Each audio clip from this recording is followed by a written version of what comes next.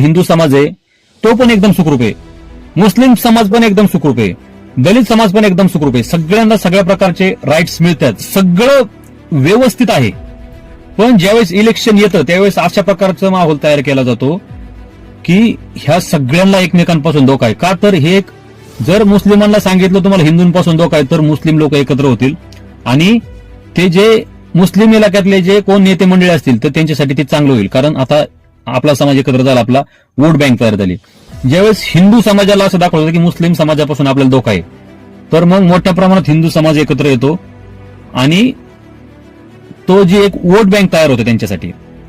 सगळ्यांना एकमेकांपासून धोका आहे असं फक्त एक वातावरण तयार केलं जातं, पण ऍक्च्युअल परिस्थिती वेगळी आहे. ऍक्च्युअल मध्ये आपण सगळे एकदम सुखरूप आहे, काही नाही, फक्त ह्या ज्या विचारधारा आहेत ना ह्या विचारधारांना एकमेकांपासून धोका आहे. ह्या सगळ्या विचारधारा तेव्हाच फक्त ह्या नष्ट होतील जेव्हा सामान्य माणूस जागरूक होईल, त्याला ह्या गोष्टी कळायला लागतील.